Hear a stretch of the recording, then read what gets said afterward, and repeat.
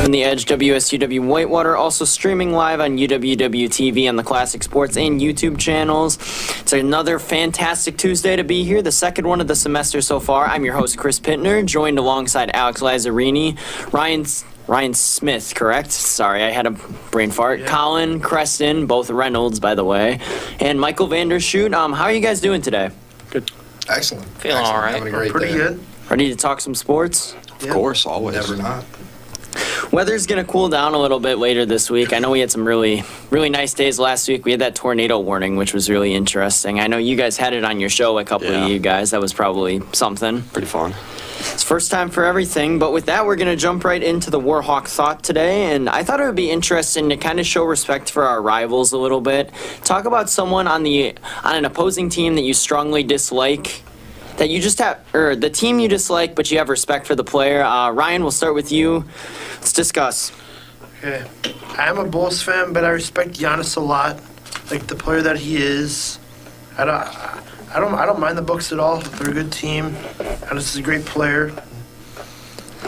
Yeah, I mean, Giannis, I'm speaking as a Bucks fan on this one, but I'm sure you guys, they have him at, I believe, third in the MVP. A lot of people are saying he's not getting enough love. Anyone have any thoughts on that? I mean, he's playing at an MVP level for sure, but I think it just comes down to voters' fatigue. If Giannis was playing like this and didn't have an MVP yet, he'd be the front runner, but he's already won two, so. I think it's weird when you bring up voter fatigue, I know Jokic has like 2 MVPs as well, and he's the odds-on favorite right now. I mean, obviously, odds don't mean everything, but... Luka. Luka, I believe, is 4th right now. I forget who's second. Isn't it Shea? Yeah, it's Shea. Shea is second. I think Shea should win it this year. Correct me if I'm wrong, but correct me if I'm wrong, but I don't think Embiid can't win it, right? Oh, what? Sorry. Embiid can't win it? No, he's going to be ineligible. He's dropped out entirely, but he was the favorite going into, I believe it was last week. Ripped my fantasy team. Me too. Again. All right, Colin. All right, Warhawk Thought. So I went with one for the NBA and one for the NFL. So being a Packers and Bucks fan, 2 teams in the same conference and the Vikings in the same division as the Packers, I went with the Vikings and Kirk Cousins. I don't like the Vikings. They're in our division. I don't like any team other than in our division, though I did like what the Lions were able to do this year. But I think Kirk Cousins is just a good guy. You know, I watched Quarterback on Netflix, and that got me really pumped on Kirk Cousins. Just a good, solid guy, good values. He seems like an upstanding, great guy. Like I'd love to have him as a friend, you know. And then for the Celtics, I went with Derek White. I hate the Celtics. I hate their fans. I hate their players. Derek White? Yeah. That's a crazy one. That's a poll. He's on my fantasy team, I think he's a glue guy, you know. I think just because he's a Celtic doesn't mean I can't respect him, you know. I think he's a guy, one of those guys you would love to have on your team no matter where you're at, you know. It's like a Patrick Beverly type of guy almost that way. It's like you love to have him, hate to play against him. He can give you like 15 points a night as well. So I think, I don't know anything about him as a guy, but I just like the way he plays basketball and the way he contributes to that team. I mean, he's one of the better defensive guards as well, so that definitely adds an element. Along with Drew Holiday, the Celtics in the playoffs are going to be really scary defensively. Yeah. I'm a Vikings fan, so I dislike the Packers strongly, but I respect Jordy Nelson. I feel like for like 5 or 6 years, there were just like 3 or 4 plays a game where he'd just be open 30 yards down the field, and you're just like, how does he even manage to do that many times? Or he would turn like a 5-yard curl into like an 18 to 20-yard gain, and you're just, it's frustrating, but you're also in awe watching something like that because you're just like, our defense is doing all they can and still not enough to cover a guy like that. He was almost like Cooper Kupp in that way, where he wasn't like the most athletic guy in the world, but he found space in the defense and was able to exploit it. Mm-hmm. Michael? Being from Texas, I grew up as a Cowboys fan, so I really don't like the Eagles, and I still don't like them to this day. I don't like their fans. I don't like their management or coaches or any of that. I could say the same about the Cowboys, but... Oh, No, that's I think fine. like the Eagles fans. I moved on from for a reason, but essentially, I really like Dallas Goedert, actually. Their starting tight end. I personally wish he was on our team. I wish that we would have drafted him back in 2018, but things didn't work our way. The Eagles kind of stole him from us. But another interesting fact about him is the name Dow is literally his dad called him or named him that because he grew up a huge Cowboys fan. So that's something interesting to note. I always think it's interesting when like players have to like play for their rival team, or like say one of us gets a Yeah. play-by-play gig, and like Colin and I are both Packers fans, obviously. So like if we get thrown on like say, and Michael too, like if we get thrown on like a Vikings Yeah. play-by-play role like after Paul Allen, it would be like internally I'm still rooting for the Packers, even though I'm calling for the Vikings, if that makes sense. Yeah. So when your ethics as a journalist really come into play. Yes, how they do. biased are you gonna be? Alex? As a Lakers fan, I hate the Celtics. I don't like the city of Boston in general. Just a bad place to be. I love their accent though. It's really hilarious. It is funny. It sounds dirty. I wouldn't want A little that to be dirty. my accent, but Yeah, it's right. funny. It's like when I watch the TED series, for example, Yeah. it's like their accent just cracks me up the entire time. But my respect goes to Jason Tatum. I love Jason Tatum. Huge Jason Tatum stan. 5-time All-Star. He's always in the Eastern Conference Finals every year. He's a gold medalist, and he's so smooth. Like, everything he does is so smooth. Alex, all right, go ahead. My bad. I'll let you. He's finish. gonna let you finish. I was just going to say, I mean, he makes Boston a little bit better. Yeah.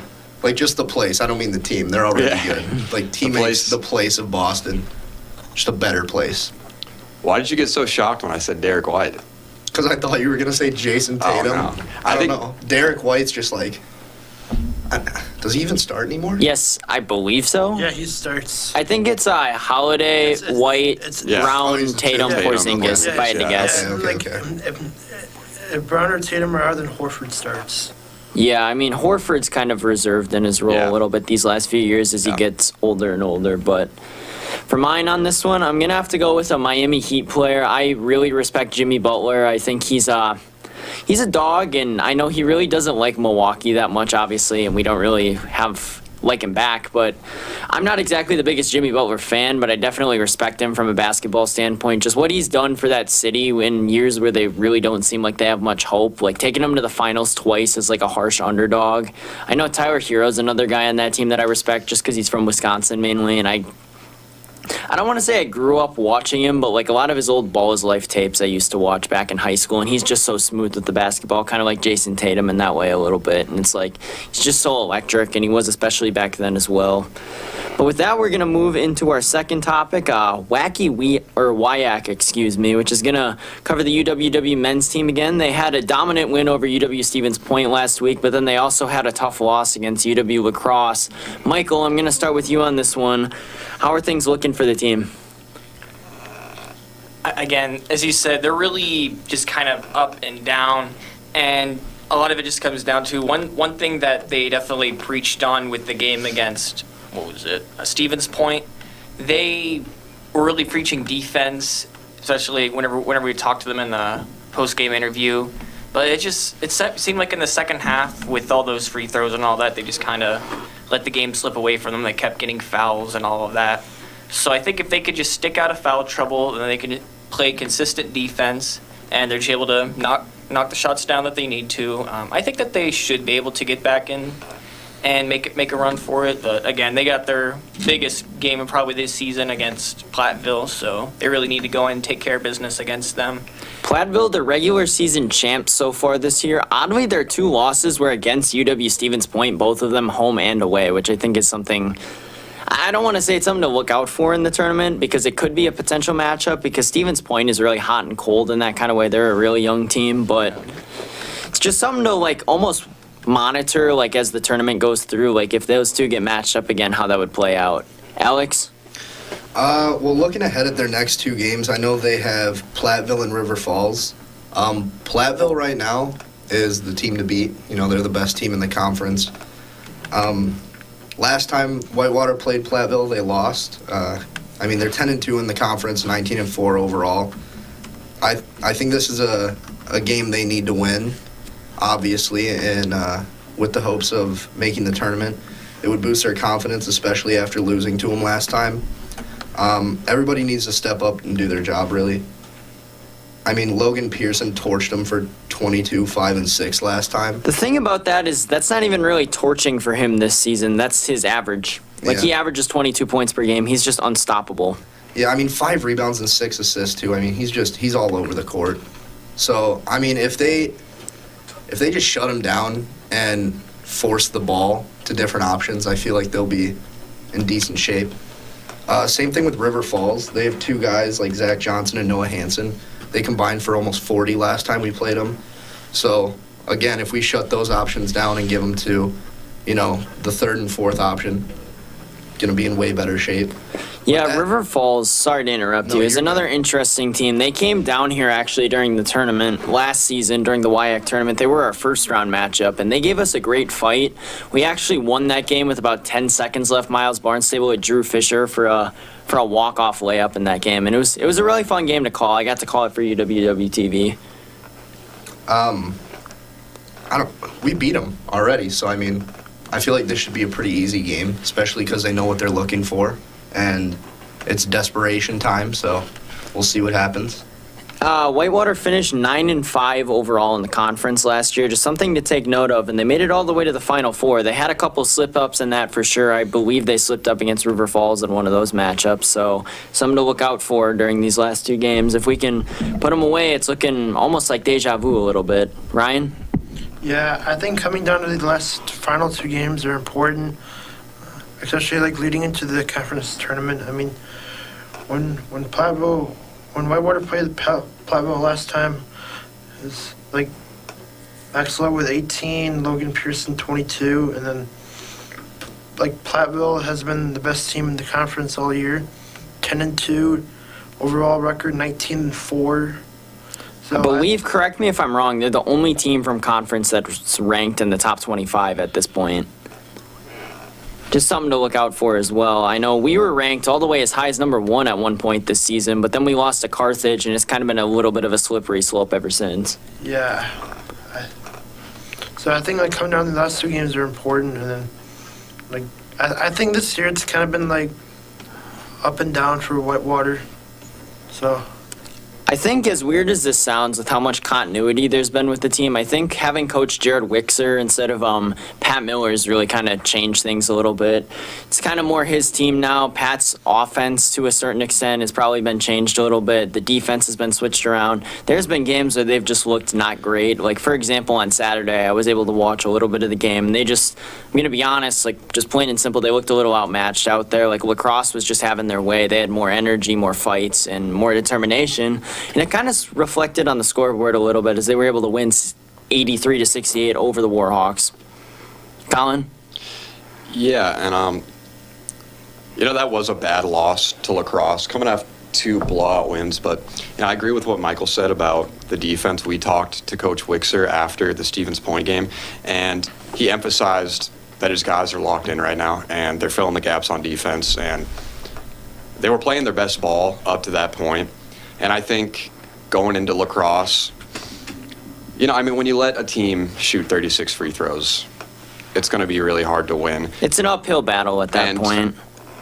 Combine that with the struggles on offense. I know Miles Barnstable had 20 points, but other than that, nobody was really able to get going. So just an off Trayvon night. Chisholm was 5 for 16 in that game. It Yeah, was just yeah. a rough offensive showing from him. Delvin was also 6 for 10 in that game, but Carter Capstrand was 1 for 5. Elijah Lambert 2 for 5. It's like it just kind of up and down the roster. It was a Yeah. rougher game. And I think if you look at the splits in their record, you notice a trend. They're 9-2 at home and 6-4 away, so they're much stronger at home, which is really important going into the WIAC tournament. You want to get that home court advantage. And I think these last 2 games are super important, playing Platteville and River Falls. I think a win versus Platteville would be huge for confidence going into the tournament, but at the end of the day, anything can happen going into the tournament. And when you have guys like Trayvon and Miles Barnstable and Delvin Barnstable, when you get them all going, this is a very scary team, but you just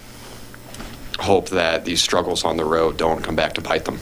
I think James Kelly's injury has changed things a little bit too. I know, Yeah. especially in that Stevens Point game, Delvin played amazing defense in that game. I believe he had like 4 steals and 2 blocks or something was like all over the that. place Yeah, he for was sure. all He was- over the he was place a ball hawk. defensively. Yeah, just getting his hand in those passing lanes, disrupting things, and he made things a lot tougher. I'm not gonna say that James Kelly isn't like a great defender or anything, like, Yeah. but I know Delvin, when he was out there was definitely a positive impact defensively. Yeah, they every offensive possession for Stevens Point looked like a struggle, and if they can play like that in the tournament, they can beat anybody. Yeah, Creston.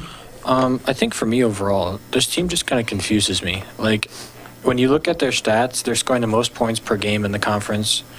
They're allowing the least in the conference. Some of those, sorry to interrupt you, but they can be a little misleading at times because a team will have like a 30-point win. Like if you look at net rating, like we have the highest by far, and only one of the teams is a negative because that also does factor in non-conference play as well, Yeah. in addition to the conference games that we played. Yeah, definitely. But yeah, just like looking at the stats, it's very confusing just because like there's nothing that this team is like not necessarily bad at, but there's nothing that you're like, oh wow, this is like horrible, you know? But I also looked at the 2 games when they blew out Stout and Stevens Point. In the Stout game, they had 15 fouls, and in the Stevens Point game, they had 16. And I personally think in the EWL game, the foul trouble just caught up to them.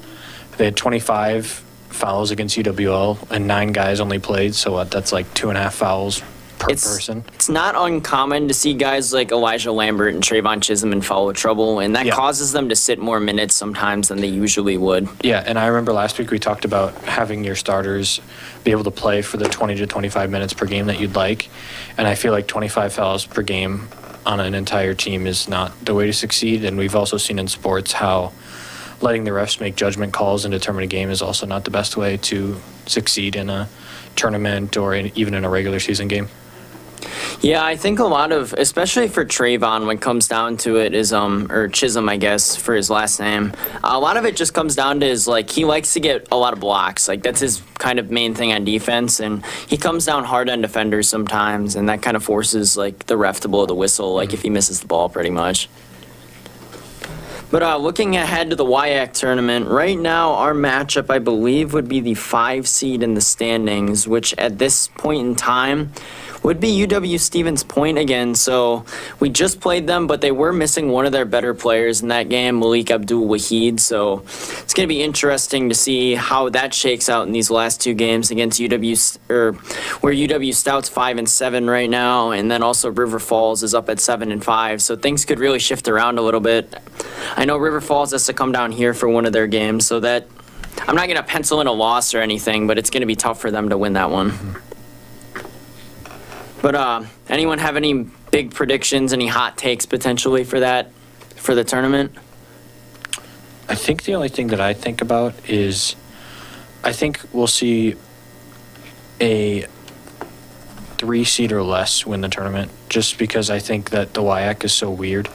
Like there's like I mean, I titled this Wacky WIAC Yeah. for a reason. like you were just talking about how Stevens Point is Platteville's only 2 losses, and I just feel like when you get to know a team that well, there's just so many things that can go wrong, and teams can scheme, and teams learn about things a lot throughout a season, especially as teams adapt.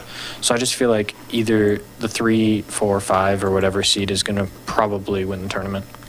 Yeah, it's going to be. Actually, I take back what I said about us having a guaranteed matchup against Stevens Point. That was a mistake. If we sit in the spot that we're in right now, I believe there's going to be a first round bye for us. I completely forgot about that. So it'd be lacrosse at this point in time, pun intended, blah, blah, blah.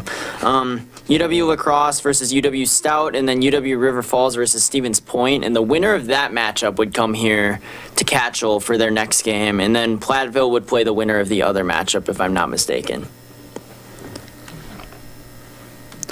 And with that, we're going to move into our next topic, which is going to be way too early NFL predictions. Now that the NFL season has officially come to a close and we've reached the off season, we've had a day to reflect on what transpired on Sunday night with the Super Bowl and the thrilling overtime game. Say what you want about it. Mahomes won, ring number 3. I feel like you have to insert him in the top 5 conversation. I don't really think that's debatable anymore. But moving into it, I guess I'll just start with I'll start with Alex on this one. Are the Chiefs the favorites again? No. No. I would say, I mean, I'm not going to count them out. I wouldn't put them at the very top of my list, though. I think Cincinnati could go far next year. They're going to have Joey back. They're going to have Joey Ice back. Joe has had trouble staying healthy throughout his career, though. Don't you know what happened this year? Yeah. He, season-ending injury. But they still remain competitive with Jake Browning at quarterback. It's not like they immediately fell. No, You know, it's, like they stayed. I want to say they finished either 9-8 or 8-9 this year. Exactly. I mean, they had Jake Browning as a backup quarterback. He's not the greatest or the most elite, but they still, like I said, They treaded water. And I think him and Jamar Chase are just an insane duo. Like, they've been playing together since college. So they just have that connection. And I think now that they're getting older and they've had more experience, I think they're going to be a great duo next year, too. I think also if their defense improves and, I don't know, they sign back their free agents and stuff like that, they're going to be in better shape than they were this year, obviously. And then, secondly, I have the Chiefs. I mean, do I really even have to explain? No. Yeah. It goes without saying at this point. Right. So I'm just going to not explain. And then the Lions. I got the Lions again. I mean, they did everything right all season long up until the playoffs. You know, that was a brutal way to end the season. They have playoff experience now, and that's something that the Lions have not had before this season or before a lot of seasons. I think the thing with the Lions, though, is that they're going to live and die by Dan Campbell's gutsiness. Like, if it's working for them, they're going to win, 12 games, get the 2 or the 3 seed again, probably make a run into the playoffs. But if his go-for-it aggressive nature fails them, they could very easily be 9-8, in the 6 seed. yeah. Because a lot of those games could honestly, they come down to whether they convert those 4th downs. Like, against the Packers on Thanksgiving Day, for example, they had, a couple of opportunities that they just squandered because they couldn't convert their 4th downs. Right. And, Jared Goff looks good. He's not the most elite quarterback, but he doesn't have to That would be Joe Flacco, if you know what I mean. Yeah, obviously. But I just don't think Jared Goff has to be super elite when he's playing with Amon-Ra St. Brown and Jahmyr Gibbs. I think he can coast. He can be like a Brock Purdy. I also think they have one of the better running back duos in the NFL with David Montgomery and Jahmyr Gibbs. And Jahmyr Gibbs' ability is only going to go up next year, you would think. Yeah. Montgomery was on the Bears, right? Yes. Yeah. For a couple of years. Okay. Dog. Wasted potential. I'm glad he got out. That's all I got to say. That's all I got to say about the Lions. Ryan? I think my number one is the Chiefs. I think the Chiefs could do what nobody's done before ever in history. Get a three-peat. And then I would say the second is Buffalo. And then I would say I think a sleeper team is Miami. I think Buffalo is really interesting. I want to hear a little bit more about why you think they could go the I just distance. think Buffalo, I think they always have a good year, but when it comes to the playoffs, Buffalo cannot beat Cincinnati at all. They can't beat Kansas City either in the playoffs. I mean Kansas City. Yeah, because I think I'm gonna say Kansas City, and then I think Kansas City has knocked Buffalo out the past 3 or 4 years. Yeah, I know it's tough. Do you have anyone on the NFC side that you think could make a run?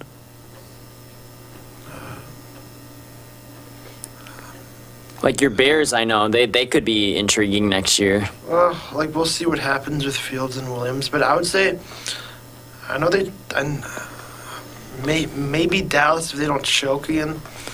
That's easier said than done. I heard somebody today say that the Bears were making it to the NFC Championship. Was it Connor Burns? Was it? Really? I don't think it was. I don't know. You told me about it. We were in said, class. No way. Yeah, I just looked and kind of said Was it the guy sitting behind us? yeah, I don't know his name, but he's wrong. yeah, he is very wrong. Sounds like a Chicago homer to me. Yeah. I'm gonna tell him about this too next time I see him. Show him the Okay. clip. Yeah. We'll see. Clip that. It's on recording now. Chat, clip that. Hopefully a year from now, Bears don't make it to the NFC Championship. Yeah, because we could be sitting around next year wondering how stupid we were Yeah. because we said this on air. I I'll make be it to sitting here freezing in a cold Justin takes. Fields jersey. All on the bandwagon, dude. Yeah. Jumping ship from the Vikings just like that. No, I could never do that. Alex would. He would do that. I couldn't do that, dude. I couldn't do that. You've been an NFL fan for 1 year. Whoa, let's not expose myself, my knowledge to the people here. Colin? All right. Moving on from that, I think the AFC is going to be really competitive this year. The Chiefs are going to be back. I mean, their defense is going to be just as good. They might lose Chris Jones if they can't sign him back. I think so- he's a foregone conclusion, to be Yeah, honest. I yeah. think I've seen the Cowboys are pursuing him, but I'm confused how they'd be able to pay for that. Like, with what money? Like, they got so many big contracts invested in guys like Dak, who's going to need an extension. Yeah. Micah Parsons is going to need a big-time deal. CeeDee Lamb's going to need a big deal. It's like, how are they going to afford this? Yeah, You know what I Deron- mean? yeah. Deron Bland will probably ask for something.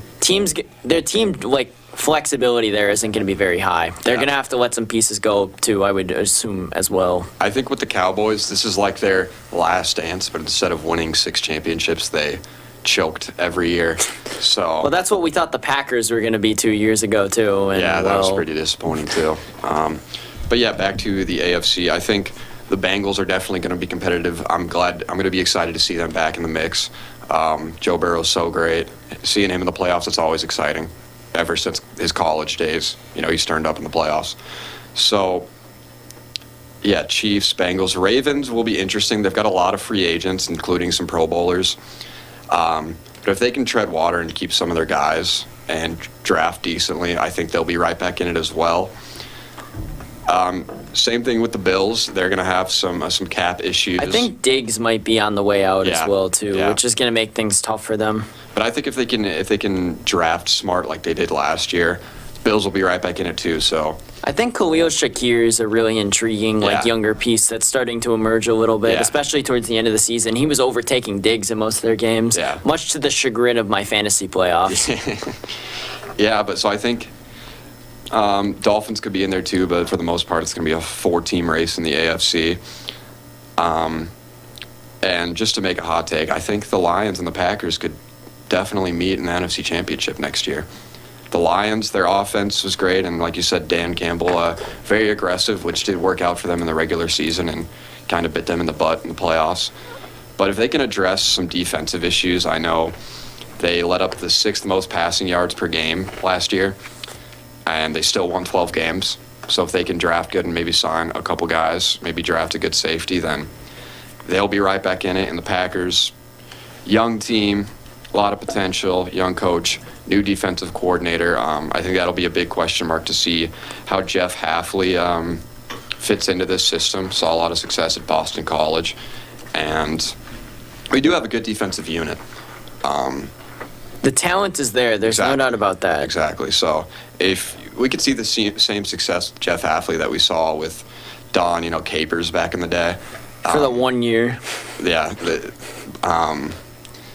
Then I think the Packers are going to be a dangerous team, and obviously, bias warning. I'm really, really pumped on the Packers this coming year, and I think they'll go far. Yeah, I'll talk about the Packers a little more when it gets to my turn. But Creston, thoughts? I think if you have Patrick Mahomes on your team, I feel like you're always the consensus one at this point. Yeah, I've bet against him a couple of years in a row now, and it hasn't turned out too well for me either What time. do you think Carolina's record would be if Mahomes went there? With Three. the team that they have? Yeah. 3-14.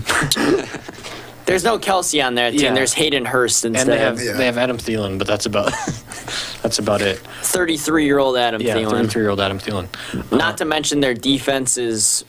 I don't want to say they're terrible. I'll give them a little credit. Their defense isn't awful, but I don't know. But I think the Chiefs are one. A team that I'm looking out for are the Browns, because they aren't really losing anybody in free agency. I mean, Zadarius Smith is probably going to have his drama queen moment again, because he always does.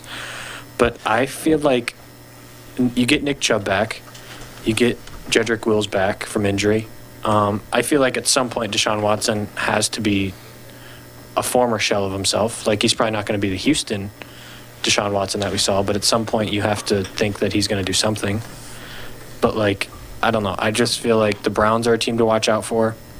I think the Ravens are going to be good again. That defense is really good. I also think the Eagles are a team to watch out for.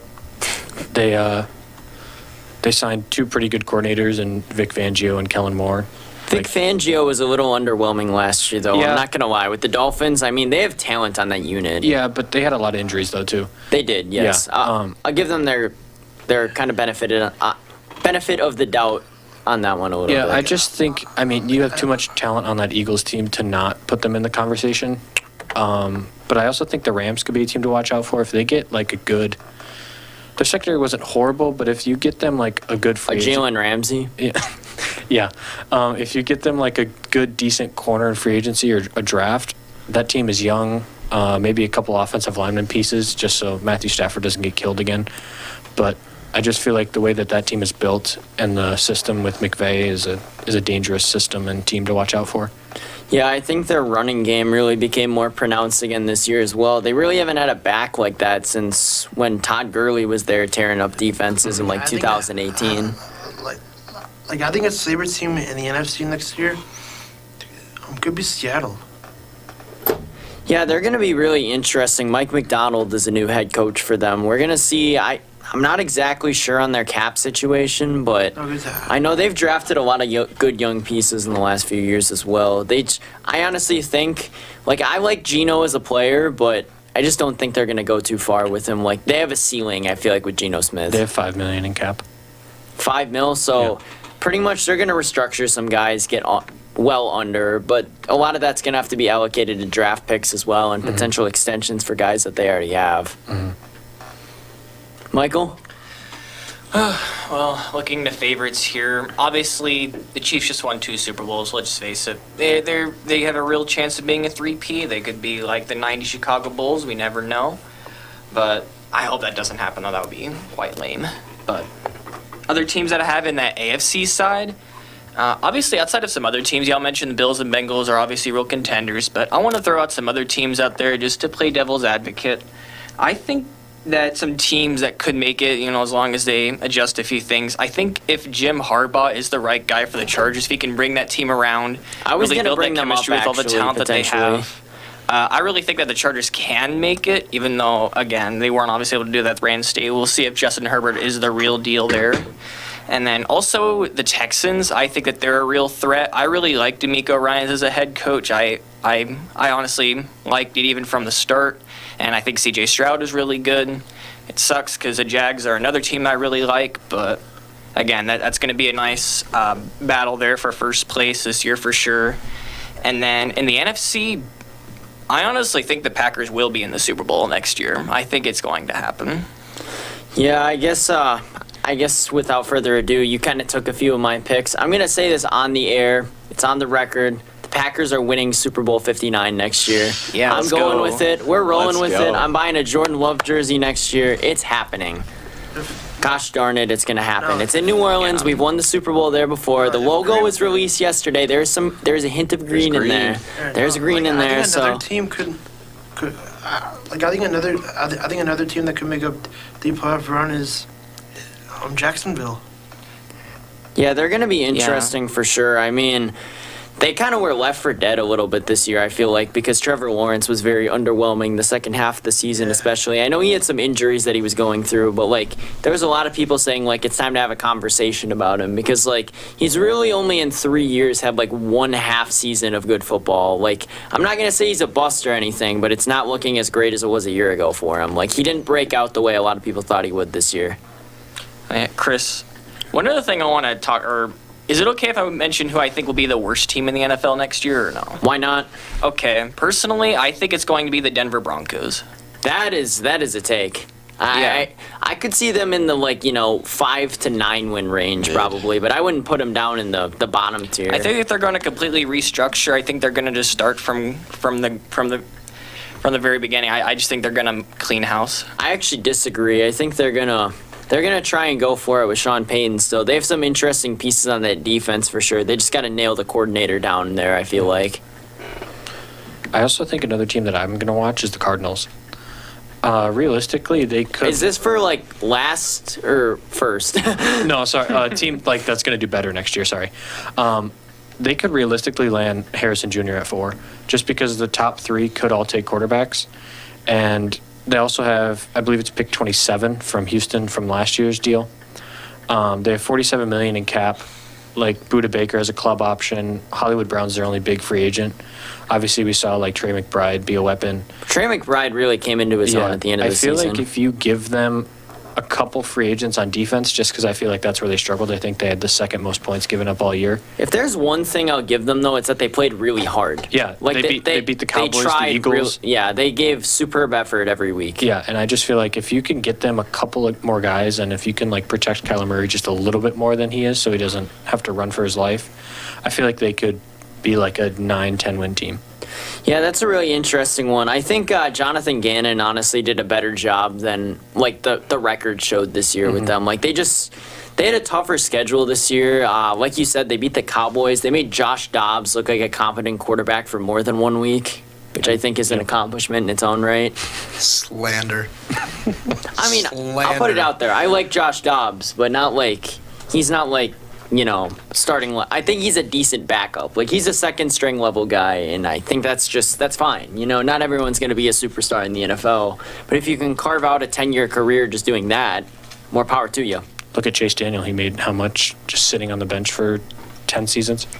Yeah, I mean, I think he only ever started like 1 or 2 games in all honesty when Trubisky was out. Yep. And I want to say he won a game actually on Thanksgiving against the Lions that one I year. believe so, yep. He's earned $41.8 million. Yeah. And he played Jeez. barely ever. Like guys like Matt Flynn, for example, Starting too. 5 games in 14 seasons. That's mind-boggling. Yeah. Another guy that could go into that category is Josh McCown as well. Yeah. He carved out a long career in the NFL just being a clipboard holder pretty much. He'd step in, play decent enough to earn another contract somewhere. Some of these guys should just be arrested for robbery. This is ridiculous. It's like sometimes you wonder how guys like RG3, for example, were unable to find a job like after his injury, but yet guys like Chase Daniel stick around for that long. It's like you just kind of wonder why that happens. Going back to the subject matter here, I really like your Chargers pick, Michael. I think it could be really interesting, like seeing them this year. I think Herbert is the real deal. I watched him against Green Bay this year, and that loss was not on him in the slightest. And you saw what happened when he went out this year. They turned into a big pile of you-know-what, pretty much. But I'm going to throw it out there. I think the Chargers go 10-7 this year, make the playoffs, and probably Charger their way out in the first round. But just even making it there this year is going to be a progress run. Does anyone have any thoughts on them? Out on the Chargers, no.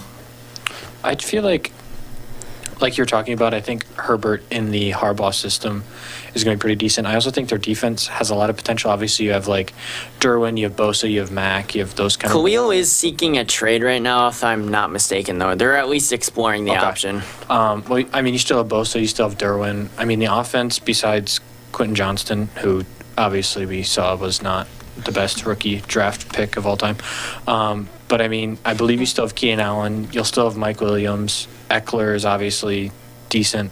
I just feel like the level of talent that you have can keep you in games, and keeping in games leads to wins. I think the big question with the Chargers, though, is like depth. Like, Yeah. I know the big slight against Tom Telesco, their former GM, was like he would get all these big names like Bosa, Mack, Derwin, Asante Samuel Jr. on defense, but the defense was still terrible. Yeah.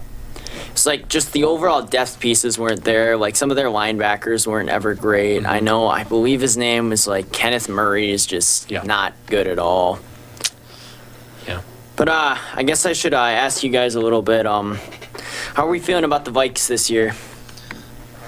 No comment just yet. I don't know. Kurt's getting older. He's also a free agent this year, if I'm not mistaken. Yes. getting older. I'm going to keep it short because I could talk about this for the next 20 minutes. But I'm very conflicted on the draft. I don't really know what I want. I find myself every day looking at prospects and be like, ooh, I want that guy. I just feel like with what you have in Jefferson, Addison, TJ, you need somebody that JJ is also monitoring the quarterback situation, Yes. is what I saw Yep. today. So that's something to look out for as we get closer to free agency. Yeah, you also have a defense that's aging. You have Jordan Hicks, who's a free agent, but he's aging. Harrison Smith is always aging because, he keeps playing for some reason. Harrison Phillips in the middle of the line is, I believe, 31, 32. So the defense. And Daniil's also a free agent this year, too. Daniil's a free agent. There's just a lot that could go wrong and probably will go wrong. And also not having a running back that is consistent. He had more fumbles than he had rushing touchdowns because he had 0 rushing touchdowns on the year, which I believe is like the first time in NFL history the leading rusher didn't score a single rushing touchdown all year. Yeah, I believe they had a couple of backups score, though, throughout the year. Yep. I think Ty Chandler had at And least Cam one for Akers. sure. Cam Akers, who will come back. That's also sad. Like Cam Akers' story, how he was able to rush back from his Yep. Achilles injury and then just re-tear it. Like, Yep. that's terrible. I just feel like, I don't say go into a rebuild, but I say make it so the people you have can develop, but kind of get younger at the same time. I feel like you guys are in a weird spot right now just because, like, it's just a really tough position to be in, like, as a team. Like, you're too good to, like, be bad, but you're not good enough to truly, like, contend. It's kind of like the Chicago Bulls are at almost Yeah. in, like, the NBA. It's like you're just kind of stuck in between, like, the true contenders. Like, you could, if a couple bounces go your way, you could win 10, 11 games maybe, look like a good team, and then just get bounced in the first round by someone who's better than you. The Kind of like Vikings are picking 11th this Yes. upcoming that's draft, also right? something to look at too. I And think they're also looking to trade up, I believe, into the top 5. for a quarterback. Yes.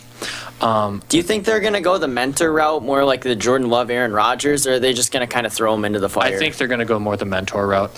They do have $37 million in cap, which, I mean, they still haven't signed Cousins. They would have maybe re-signed Daniel Hunter.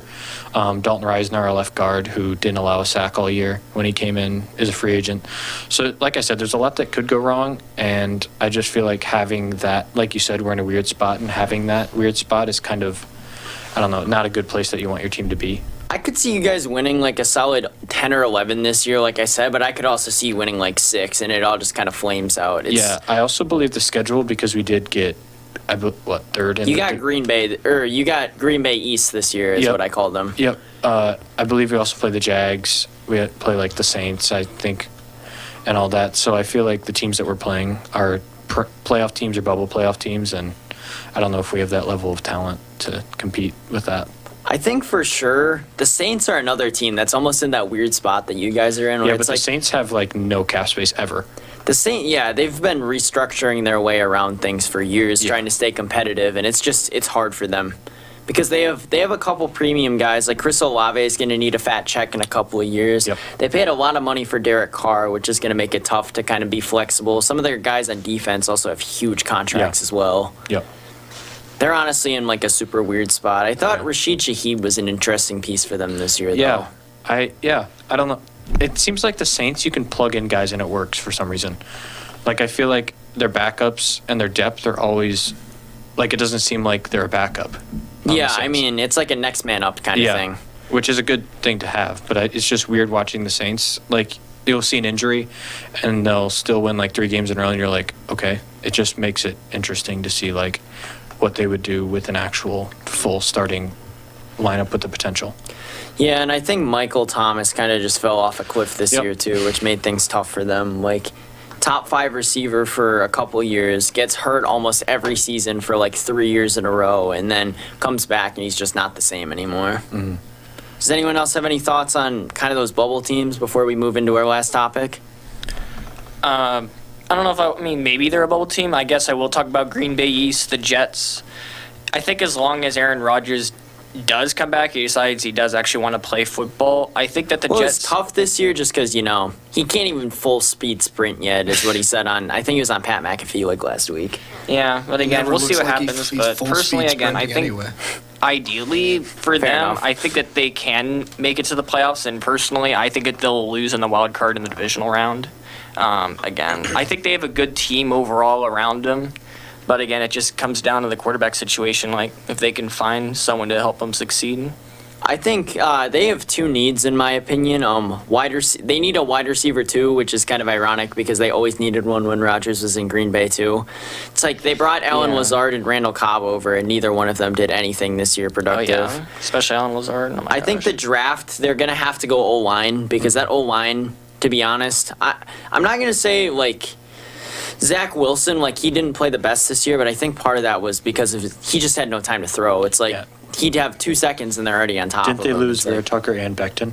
Yeah, I mean, and also Becton just didn't look as great as I think a lot of people thought he would Yeah. this year either. So I think their first pick this year in the draft almost has to be something offensive line. They also got that conditional pick back from the Packers because Rodgers didn't play at all last year, obviously. So they're going to have they're going to have an interesting offseason themselves. I know there's been rumors about Tay with them too, so I'm not going to say like that's going to happen definitively, but keep an eye out for it potentially, which something else interesting to look out for.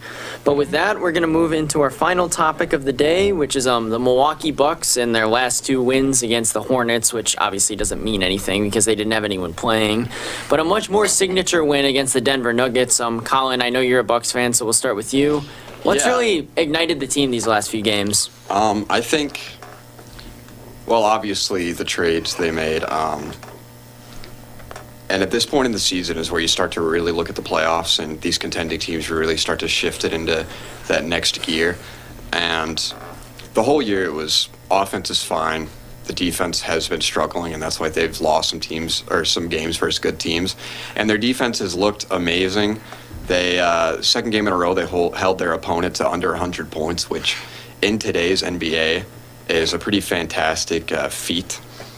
And I think it was pretty cool that Doc Rivers' first game as a Buck was a loss in Denver, and now they get that big win against Denver. Something that I just want to mention really quick, we've seen Thanasty action in 3 games in a row Oh, yeah. now. The nasty. Which is a good sign. If you see Thanasis acting a fool out there, then that's a good thing for Bucks fans. We love to see him go out on the court and do that sham god that he did. That was really something. That was insane. I was but yeah. surprised he made the layup too. Yeah.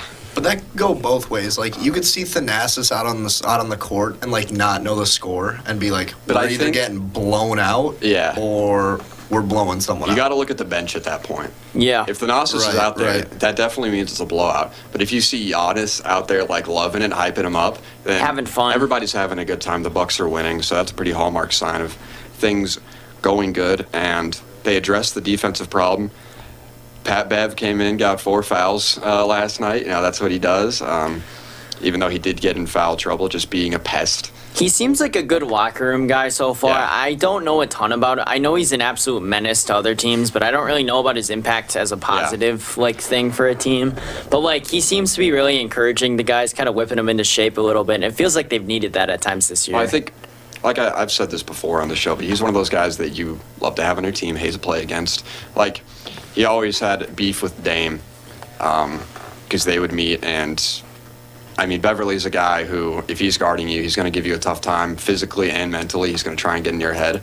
So, but when he got traded to Milwaukee, and the first thing I heard him say was, I got to get that relationship right with Dame. I knew he was locked in, and that's just a good sign. I think the chemistry is peaking right now.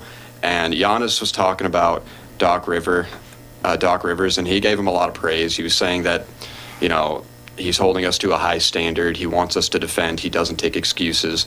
And he basically said that people play their best. This unit is playing their best under Doc Rivers because of the standard he's holding them to. So you like to see those that high praise from the best player. And, you know, tonight is a big game. Well, would be a big game if the Heat had Jimmy Butler, Terry Rozier, but they don't. So should be a win for the Bucks, but also I know Giannis is on the injury report, and we'll have to see if he plays tonight. But they could extend this win streak to 3. And I think they're playing the best basketball. Well, it's too small of a sample size to say yet, but I think this could be the best basketball we've seen them play all year. I mean, they held the Nuggets to 11 for 40 from 3, and that's a team that can really light you up from 3. And even though Jamal Murray and KCP didn't play in the second half because of injuries, even at halftime it was already 44-60. yeah, I mean, So they had a lot of momentum going already. And one more note, I know I mentioned that they've held their opponent to under 100 points in 2 games in a row. That hasn't happened since 2021 when the Bucks won the championship. So things are looking up right now. They're in a great spot. not to mention they made a trade for an absolute defensive menace Yeah. that year as well. I mean, you know, the stars are aligning. Yeah. And they played Charlotte. Yeah. So That does help. That does is help. Charlotte I without mean- LaMelo Ball Right. and Mark right. Williams. When you're in a spot like the Bucks, where they started 1-5 with Doc Rivers, you know, You take having what you can having get. a team like the Pistons or the Hornets or any of those bad teams and just getting to beat them down and get that big W in the win column, it's good for morale. Even though it's an expected win, a win is a win. And But when I'm you're sure up that was 82 great. to 42, it's like it adds a little Yeah, bit. I'm Like sure it's that not was like you great for scraped morale. it out by 6 or something. Yeah, so I think that was the perfect time to have Charlotte Hornets on the schedule. Really, the only bad team they lost to recently was Portland. That was about Yeah. it. I mean, other than that, they lost to Utah, Phoenix, and Minnesota. And Utah's hot. Phoenix, they had nobody was available that game. Yeah. Like it was Giannis, I think Andre Jackson Jr. got significant minutes. Also, AJ Green's been a really interesting emergence the last He week has. or two too. But he hit 3 threes last night, something Like that. And he shot the lights out against Minnesota. I know that was garbage time, but Yeah. Creston, do you have any thoughts? Yeah, I know you're talking about, like, you don't know how Pat Bev is as a leader, but I remember seeing a clip from the first game, I believe, when he was holding up the clipboard and kind of... I was talking more about other teams, but yeah. Oh, okay, yeah. Because so far I've been impressed with what I've seen. Yeah. I do know Pat Bev, like Colin was saying, he's a menace, and you'd like to have him on your team, hate to play against him. I do feel like everywhere he's been, he's had success, like, in his own right, and has made the team better. But I will say, I don't know how much of this I'm putting on Doc, because I feel like Doc Rivers does this everywhere he goes, where he struggles a little bit at the beginning, and then the good seems really good because of how bad it was, and then at some point he just doesn't stop coaching, but he just kind of goes back to his old ways where he just goes with one game plan and then doesn't like change it throughout the game. He just kind of watches the team.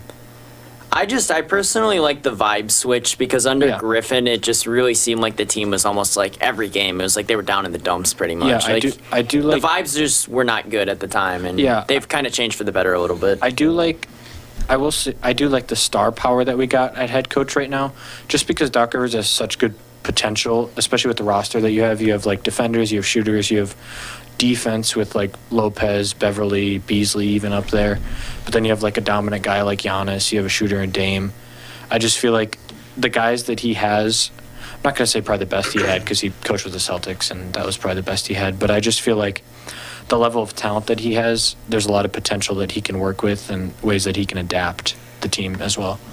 Yeah, we'll see how that goes because I know Bud wasn't the greatest with adaptations or adaptations or anything in the game. Like his adjustments were, he would get exposed in the fourth quarter a Yeah. lot. Michael?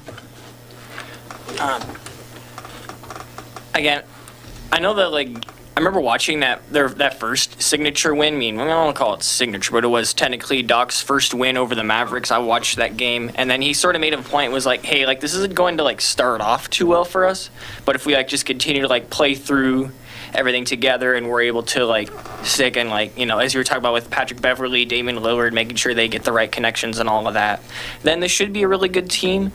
And again, getting a dominant win over the Nuggets, that was really encouraging to see. We completely shut down everybody outside of Nikola Jokic. But again, what is it? I think that again, if they can keep it up, they really have a real shot. But I think. Yeah, again, I have in my notes. Yeah, I think that the Bucks will make it to at least the conference finals. I'm not so sure they'll win it all, but again, I think that they will definitely be in the mix. Yeah, it's going to be really interesting. The East is a decently deep conference, and who could win it this year? The Cavs look really strong, the Knicks look really strong, and they made some good trades. Once everyone's healthy for them, they're going to be scary too. I honestly think there could be 5 or 6 teams in the East that could come out on top and go to the finals. Even the Heat. I mean, as long as I was they- going to throw in the Pacers too, because why Pacers. not? Yeah, the East is from 1 to 8.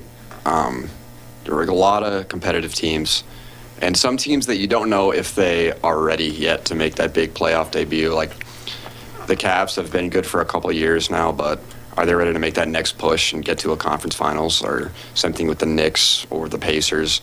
They're I'd call them bubble teams as well. That they're going to make it to the playoffs, but. Are they going to make a far run? I doubt it. I think it's going to be a familiar team like the Celtics, 76ers, or Bucks that we end up seeing in the conference finals and ultimately in the finals, or the Heat, as long as they make it in. I think the 76ers are interesting just because, Alex, I'll let you speak a little bit on this because I haven't really given you or Ryan a chance to talk yet. We're going to have to go a Sixers little or quick, Bucks? but yeah, anything. All right, so for the Bucks, I mean, they played a great game against the defending champion Nuggets. Giannis had 36, 18, and 5. But, like, without him, they don't go anywhere, I think. I mean, we've seen it before. Games he's injured or out. They just look lost out there. They don't really have that one person that if they get into trouble, too, they can just, like, dish the ball out to. I know you asked if they were, like, back, but I don't think they ever fell off hard enough to be considered, like, coming back. They're third in the East. They've been pretty disrespected this year at times. Yeah, but, like, at the same time, I don't think they've dropped anywhere below, like, fourth in the East. Like, I just all season. think with, like, once they've hired Doc Rivers, that 1-5 stretch is probably. I think it was more of a perception thing that people made about them because I know the media's kind of talked about, like, why would Dame ever want to go there? I mean, obviously it wasn't his choice, but it's like this team, it's like the way they started praising Drew Holiday when he went to Boston versus when he was in Milwaukee. I mean, like that kind of thing. It's like more of a media perception of the Bucks more than anything, like the small market factor. Right, and I think the trade deadline definitely helped them. Obviously, adding Pat Bev, they gave him that veteran, Campaign. What? Oh, I was talking about the Sixers, my bad. No, Pat Bev on the Bucks. That gave them that veteran like push that they needed. Yeah. I don't know. They definitely look better with him. They looked just fine without him, but now they have better defense. I mean, like Creston said, we saw Pat Bev coaching up the Bucks like his first game there. He had the clipboard out and the marker. Not a single drop of sweat on him. He's just out there guarding the three. But, I mean, something that's going right for him, I think that game against Charlotte, that's just automatic dub, easily. And I The think funny thing is, that's though, what is they that needed. Charlotte's Right. actually won 2 in a row now, and one of them was against the Pacers. Like, something to look out for. Right. I mean, the Pistons won 2 in a row, last week, 2 weeks ago? Something like that. Right. So, I mean, I don't think the Pistons are going to give the Bucks a tough time, ever, ever. But I think that Charlotte game was exactly what they needed to kind of get the wheels turning and just, like, get that feeling of a W in the column. Yeah. Ryan, do you have any thoughts really quick? Sorry, I just want to get to No, you're everyone's good. final thoughts. Yeah, I think according Pat Bev from Philadelphia is a great move for them because, as you said, it gives them some veteran, a good defender in time, like leaning towards the playoffs, so I think getting Bev. And then I think Beverly going to the Bucks is a big move for Milwaukee. Yeah, I mean, there's a lot of chemistry there for sure, but we're going to jump into final thoughts really quick. Colin, I'll start with you on this one. Any thoughts? I just wanted to say I'm getting very excited for March Madness. It's coming up in about a month now. We got Wisconsin's well represented in the top 25 right now. Marquette Yeah, is let's on go. fire. At Badgers fourth. are falling off a cliff right Badgers now, are, though. but they're still in there. I know they were high as 6th at one point. Now they're down to 20th, but we'll see how they can finish off the season. And I can't wait to have me and all my buddies set up all our TVs and have different games on at the same time. March, one of my favorite months for that reason. It's what it's all about. Preston? I just want to talk about the Jalen Brunson foul last night. They lost the game because of it, and I just got a notification that they're actually planning to appeal it because of how egregious the call was. He went up with Aaron Holiday, didn't touch him, had one hand up. Aaron Holiday landed. It was a clean thing. They reviewed it and said that it was still a foul, and they lost because of it. Michael? I think that the Oklahoma City Thunder are fraudulent and will lose in the first round of the playoffs. Wow, that's a a take.